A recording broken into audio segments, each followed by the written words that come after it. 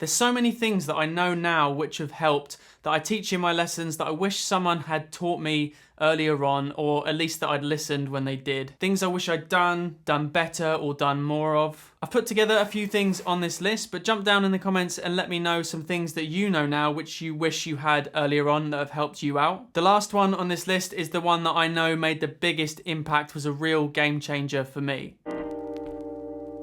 So the first thing is something I really wish I'd done a lot more of sooner when I was younger, and that's getting involved playing with other musicians, playing in bands and things like that. Performing too, you don't have to perform, but even just playing with others for fun is such a valuable thing to do. I think when you're now using what you're learning in more real life situations, for me, that's when things really stick. It feels like it matters more, so that motivates you to rise up to the challenge. It really does help you sharpen so many of your musical skills, pick things up quicker, and improve when it counts. You have to make sure that you can play what you're learning well enough and keep up with everyone else. It helps you get better at listening because you have to listen to other musicians and stay in time with them, so it helps you improve your timing and your sense of rhythm. It helps you learn what other musicians do, and that informs what you play, what the role of the piano or keyboard is in what you're doing. And there's really so many things that you'll get from doing that you can't get just playing by yourself. And because performing is a skill in and of itself, it can be nerve-wracking when you first start doing it,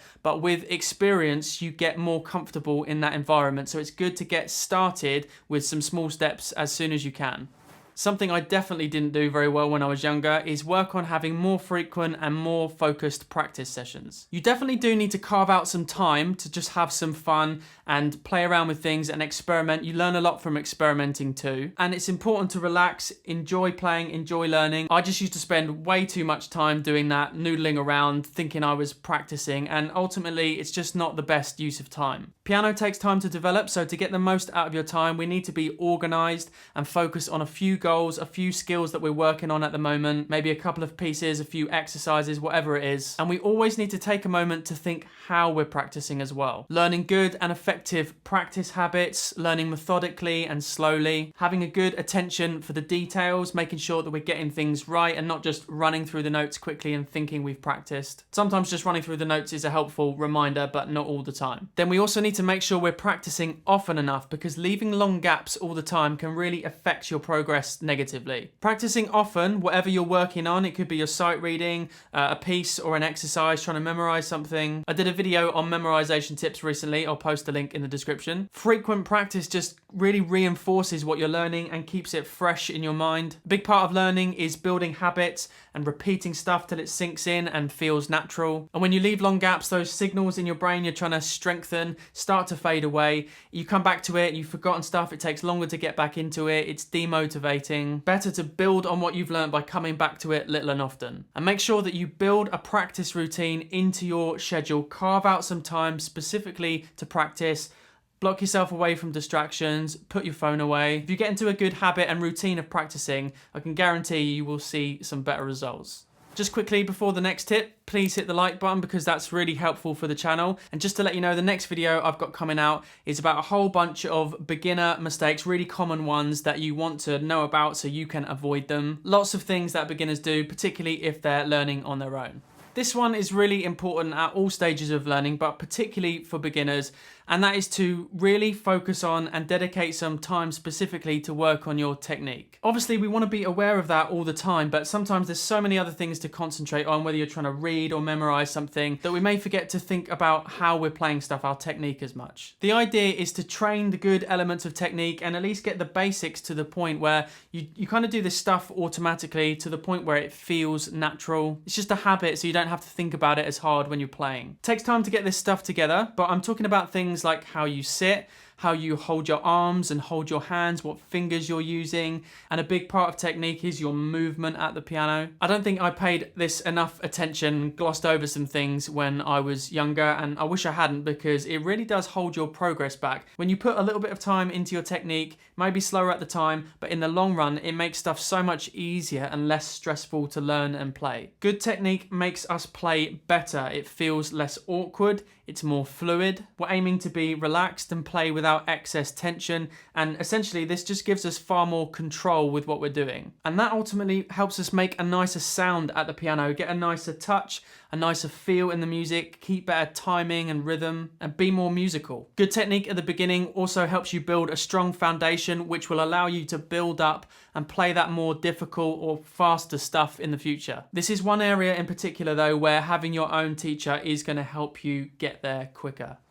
I didn't completely avoid this next thing, but I definitely didn't spend enough time on it, and it left me lacking in certain areas. And I'm talking about all your basic fundamentals, learning your scales, chords, your chord inversions, practicing your arpeggios and broken chords, chords of the key, mostly starting with major and minor, gradually working your way through different types and different keys. I focus on this stuff on the channel a lot because they're so important there, all these basic building blocks, these basic elements of music that we use all the time. These help provide a solid foundation to your musicianship and help you in all areas of what you're doing. And there's two main goals here. The first one is kind of technique based, actually being able to physically play this stuff, focusing on those core skills that we use to play music. And secondly, so you get super familiar with all these different shapes in different keys and everything on the keyboard, so they become part of your vocabulary and you can recognize them easily. I do have a bunch of content on the channel to help with this stuff, as well as some PDFs available from my website. All the major and minor scales with fingering, chords, inversions, and theory. Check below in the description for some links. And when you start to get familiar with some of this stuff, you don't have to think about it as much when you're actually playing real music. And that leaves your mind freer to take on other information and focus on how you're playing. So it helps you chunk information, learn quicker, recognize these patterns in music, recognize the notes you're playing as coming from chords and scales and things like that. Learning stuff in a familiar language is always going to be much easier. Recognizing shapes on the piano, it can be really visually confusing. So when we specifically dedicate some time to it, I think it makes the whole learning process much easier once you start to get comfortable with it. That's why I spend so much time on the channel focusing on that stuff, because I know how much it helps. Whether you're reading, memorizing, improvising, whatever it is, this stuff makes learning easier in the long run.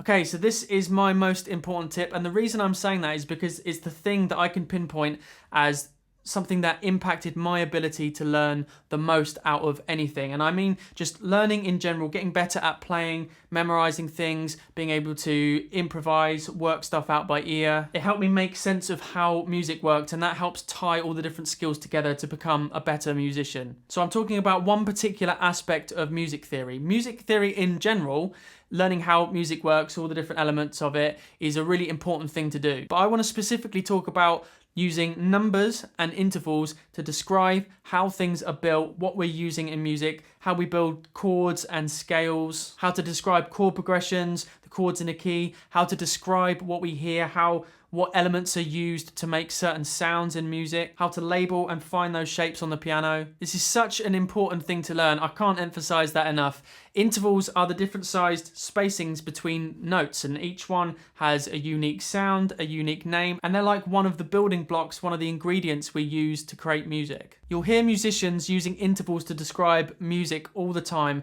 and they really get to the heart of how things work. I have lots of videos on the channel about building chords and scales and things with intervals. I'll put some links below. Things in different keys appear as different shapes on the piano, which makes it difficult to learn. So it's like when you learn bits of music in different keys, it's like you're learning lots of different languages. Well, this is the kind of Rosetta Stone that helps put it into one common language and helps you make sense of what you're doing. For me, it really did lift the fog, and once you get used to it, it makes everything so much easier to understand. When you know how to label how those chords and scales are built, it helps you work on those fundamentals we were talking about before. But beyond that, it really helps you and gives you a vocabulary to expand into learning different kinds of chords, more complex chords, different kinds of scales, and you can describe which notes were used in a particular melody or riff or pattern or something to pinpoint how they made that sound, and then you can learn to create that kind of thing yourself. You use intervals when you read. When you train your ears, you need to have those labels so you can remember what the thing is you're trying to learn. Intervals are a big part, not the only part, but they're a big part of ear training. When you recognize things easier, I think it helps you relax and then focus on other things like technique much more effectively. And this has really helped me with all areas of learning. Of course, it's not the only thing that helps, but it's an integral piece of the puzzle. It helps you organize what you're learning much better, communicate more easily, learn from other musicians describing stuff. Having that labeling system and that vocabulary makes everything else much easier to learn. I hope that was helpful. Don't forget to hit the like button. Let me know down below in the comments what you wish you had known earlier, or which thing on this list you think may help you out the most. There's lots of helpful videos linked in the description below. There's those PDFs you can get from my website too. Make sure to hit subscribe and the notification bell so YouTube tells you when there's a new video out. Thanks for watching.